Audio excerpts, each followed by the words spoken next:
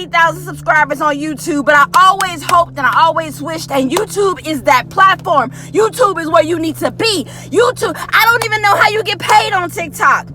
I don't have time to be selling product all day. I just want to post a video and go and get paid from YouTube AdSense. Period. I'm at $1,300 with YouTube AdSense, and it's only 12 days in, y'all. YouTube is extra income that you can use. Maybe you wanna keep your 9 to 5. That's okay, but realize that you have something special on the inside of you, and that you can be greater than you could have ever imagined. And you can start you a YouTube and make you some extra income on the side. And when you need to take off of work, you ain't gonna be stressing about your check being low and being docked, because you got the extra income coming from YouTube, and you being fulfilled because you get to be yourself. YouTube allows you to be creative and be yourself. Oh my God.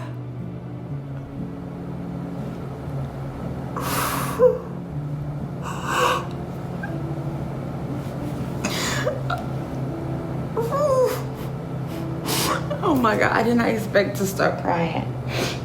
Oh my God, y'all.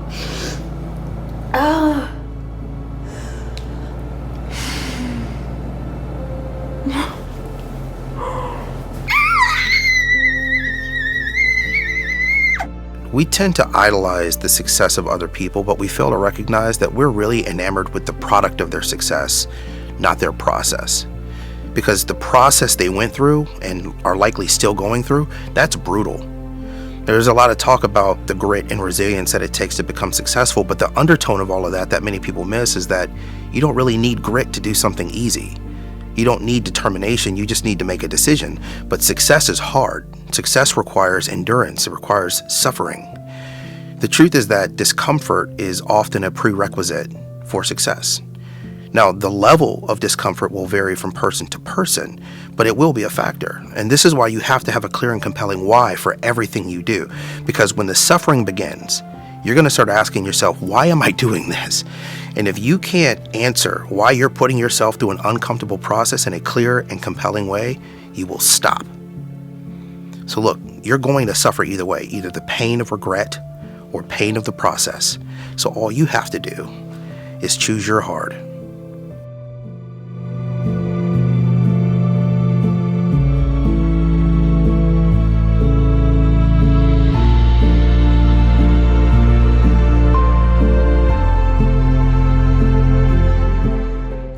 Are we really who we say we are? We are YouTubers. Some of us live to make content. Some of us become the content that we make. Most of us want to be seen. We no longer want to be invisible. A fraction of us will go from being invisible to viral. One thing that we all share is that we work hard to get our message out to the world. And when we do, we are often accused of being inauthentic, even when we are being our most vulnerable. DoDash took YouTube by storm many months ago. She is in the process of growing a large following from talking about leaving her 9 to 5, losing weight, and motivating the masses. But she is also under heavy scrutiny for being a fake and a fraud. In upcoming episodes of the Curated Legacy Podcast, I will talk more in depth about the authenticity paradox. I am no stranger to this paradox. The question always is, how do I remain true to myself and measure how much of myself I am revealing online? The problem is, most people don't listen to you long enough to really hear you. And when they do listen, they hear what they want based on their own filter. More visibility sometimes means more problems. People online are going to wonder if they can trust you. People in your personal life are going to measure what you are saying online to the person they think they know offline.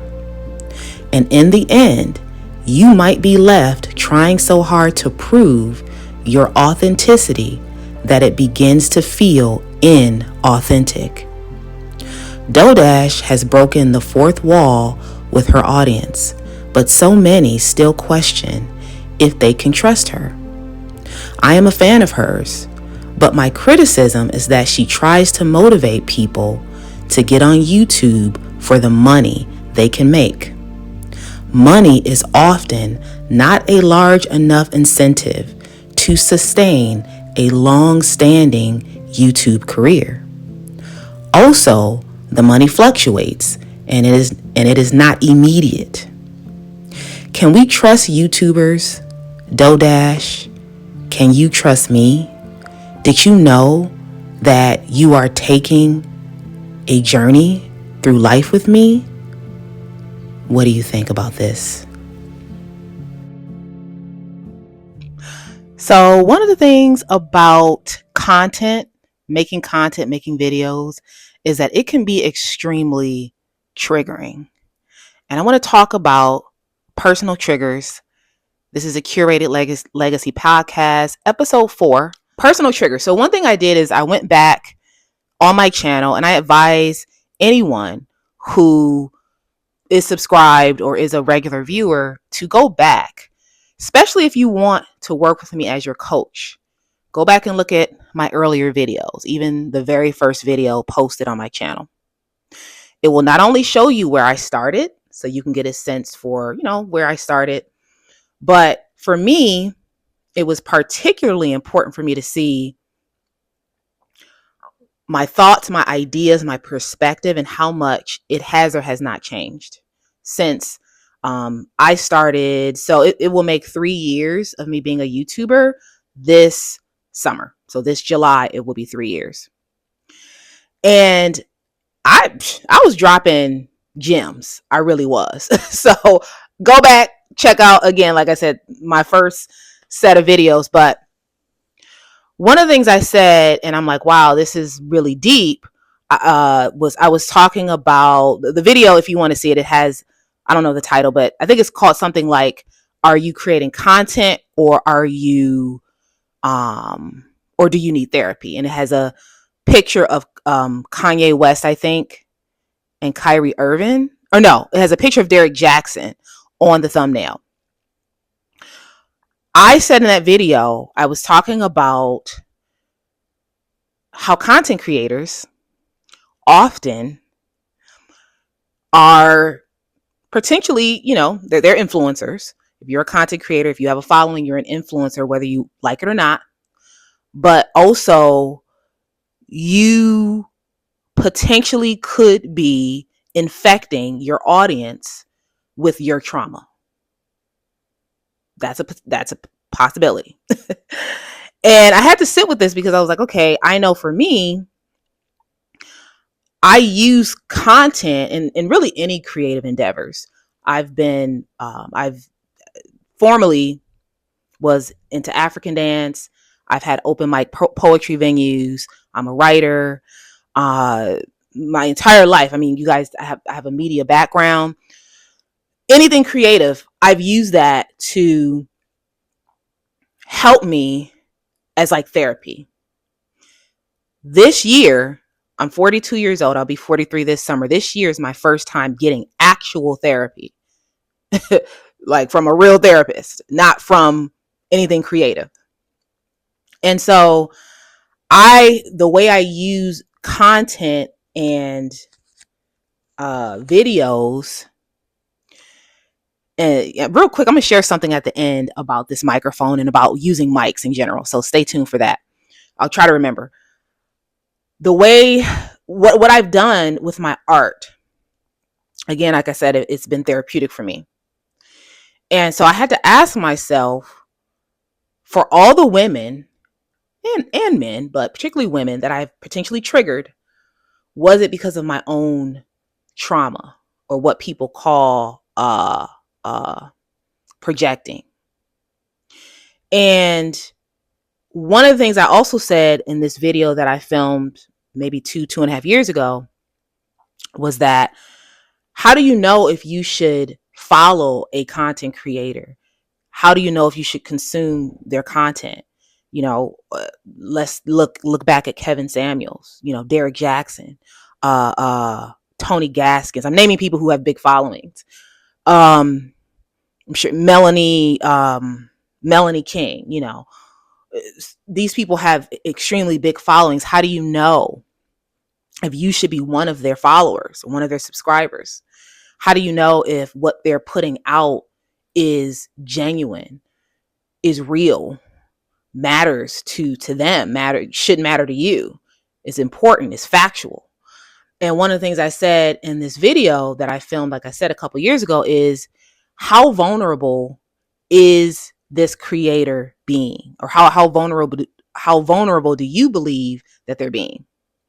That is going to be measured by you. So I can't tell you who to follow. I can't, there are people who watch my videos and are triggered. They don't like what I have to say. And there's other people who are like, that's crazy because you're like one of the cleanest creators out there. But I wanted to make that first point about using content as therapy, which I have admittedly done.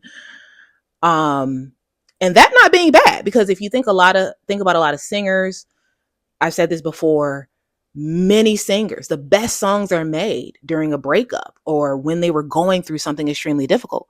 Mary J. Blige, her entire blow up comes from her struggles, many of her struggles, and like all of that, you can feel it in her music. There's a reason why sad music exists. There's a place for that. There's a reason why, I don't know, you're watching a movie, art has a way of, art is not about being perfect, no matter what it is. It's not about perfection. It's not about, oh, let me make sure when this person wrote this song that they weren't going through anything that's going to transfer over to me. No, because sometimes that's actually why you like that artist, is because you knew that they were going through a breakup. Let's think about K. Michelle, who wrote that whole album. And we end up finding out later, a lot of the songs were about Idris Elba, who she was madly in love with for like 8 months, So a lot of times when people are creating art, they might be going through something, maybe it is something traumatic, and they're using that art to help them get through life. They then put that out. And for some people, it helps them. Some people listen to it or watch it and feel seen. But then other people might be triggered by that very thing. And I think this is a very normal thing. And again, to the question of, are you consuming, I think that's what I asked. Are you consuming truth or trauma? Only you can decide that. Because even though whatever I'm putting out or whatever any creator is putting out is authentic to me, and I don't put anything out that I think is like trash or that I don't care about. Now, granted, as a person, I can evolve and grow, and I can look back and be like, okay, I may not feel exactly that way, but if I felt that way when I published that video, it's still valid. Like me going back on my channel and looking and rewatching some of my very, very old videos, there were some things that I said that I'm like, okay, I don't know if I exactly feel like that anymore, but I can understand why I said it at the time, And then there were a lot of things that I was like, wow, I still feel that way, but only you can determine if you're consuming someone's truth or trauma. And, you have to decide how it feels when you hear it. And if you want to keep listening, if it's helping you, only you can determine that. But one key indicator I mentioned is vulnerability. I said in this video, again, 2-something years ago, how vulnerable is the content creator? How vulnerable is the singer? How vulnerable is, and I used, because I was talking a little bit about Kevin Samuels, because he had just passed at the time when I just got on YouTube.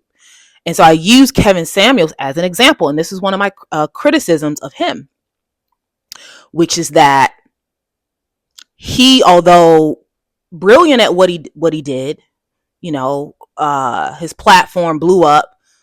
I can understand why a lot of people supported him, why a lot of people loved hearing his message. All that made sense. The only thing is that, well, I didn't like his delivery a lot of the times, and I felt like he could have been kinder to his guests. But also, he was never vulnerable, or at least I never saw him being vulnerable. And by vulnerable, I don't mean crying. I don't mean telling all his personal business. I just mean being more open, being able to, if he said something wrong, being able to admit that he's, okay, he made a misstep, or, there's a lot of ways a person can be vulnerable. And I know for me, I have heard feedback that I can be mysterious, or, people have used the word mysterious as far as describing me and my persona online, which mysterious is okay. But my hope is that no matter how quote mysterious I might be, that there's some level of vulnerability coming through from where I am to you, because that is important for me. I mean, that is important that my audience, my viewers, my subscribers understand that creating content for me is deeper than just, I just want to make money. Because there's a lot more, believe me, I have 2 degrees. There's a lot more things I could be doing to make a lot more money a lot faster. Not having to stay up late and edit, so forth. Not having to deal with trolls and so forth. So if it was about the money, then I wouldn't be here. But it is about the passion. And so my hope is that that is coming through. But if you are an aspiring content creator, just know that some of these videos will feature celebrities. Some of them won't. So I use celebrities sometimes because it allows other people who may not necessarily care about creating content. It may give them a way to still connect with the video or with me or with, you all. But then sometimes I'm just going to be here talking more about the process without the celebrity.